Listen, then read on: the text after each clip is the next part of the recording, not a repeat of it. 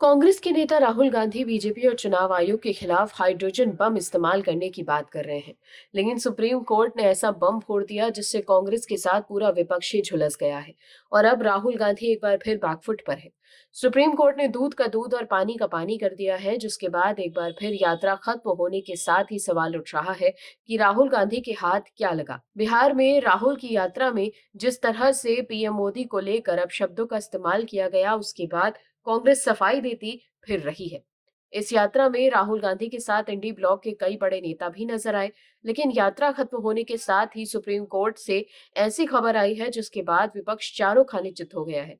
क्या है पूरी खबर, बताते हैं आपको इस रिपोर्ट में। दर्शकों, राहुल गांधी की वोटर अधिकार यात्रा का समापन हो चुका है। राहुल ने अपनी यात्रा के दौरान चुनाव आयोग और बीजेपी पर खूब आरोप लगाए थे, लेकिन चुनाव आयोग ने ये कहा कि हलफनामा दीजिए तो वो पीछे हट गए। राहुल गांधी ने कहा कि एटम बम से बड़ा हाइड्रोजन बम होता है। बीजेपी के लोग तैयार हो जाओ, हाइड्रोजन बम आ रहा है। उनका कहना है कि देश को बीजेपी की सच्चाई पता चलेगी। लेकिन चुनाव आयोग को हलफनामा वाले बम पर वो पहले से ही बैकफुट पर नजर आ रहे हैं। अब सुप्रीम कोर्ट ने भी बड़ा झटका दिया है। दरअसल सुप्रीम कोर्ट ने राजनीतिक दलों की इस मांग को खारिज कर दिया है कि चुनाव आयोग को आधार कार्ड को नागरिकता के प्रमाण के रूप में स्वीकार करने का निर्देश दिया जाए, ताकि लोग विशेष गहन पुनरीक्षण यानी एसआईआर के बाद तैयार बिहार मतदाता सूची में अपना नाम दर्ज करा सकें। सुप्रीम कोर्ट ने कहा है कि आधार को पहचान के प्रमाण के रूप में इस्तेमाल किया जा सकता है, लेकिन ये नागरिकता का प्रमाण नहीं है। वहीं विपक्षी दल चाहते थे कि आधार नागरिकता के प्रमाण के रूप में इस्तेमाल हो। शीर्ष अदालत ने कहा कि आधार की स्थिति को कानून में निर्धारित सीमा से आगे नहीं बढ़ाया जा सकता। जस्टिस सूर्यकांत और जस्टिस जॉय माल्या बागची की बेंच ने ये पहले कहा था कि वोटर लिस्ट में नाम दर्ज कराने के लिए चुनाव आयोग द्वारा निर्दिष्ट अगर अन्य दस्तावेजों के साथ आधार एक पहचान दस्तावेज हो सकता है। वहीं अब तेजस्वी यादव की पार्टी आरजेडी के वकील प्रशांत भूषण ने कहा कि चुनाव आयोग अदालत के आदेश के बावजूद मसौदा मतदाता सूची से हटाए गए 65 लाख नामों के लिए आधार को पहचान के एकमात्र प्रमाण के रूप में स्वीकार कर रहा है। तो पीठ ने कहा कि हम आधार अधिनियम द्वारा निर्धारित सीमा से आगे आधार की स्थिति नहीं बढ़ा सकते। हम पुट्टुस्वामी फैसले में आधार को बरकरार रखते हुए 5 न्यायाधीशों की पीठ द्वारा कही गई बातों से भी आगे नहीं जा सकते। आधार अधिनियम की धारा 9 कहती है कि आधार संख्या या उसका प्रमाणीकरण अपने आप में किसी आधार संख्या धारक के संबंध में नागरिकता या निवास का कोई अधिकार प्रदान नहीं करेगा या उसका प्रमाण नहीं होगा।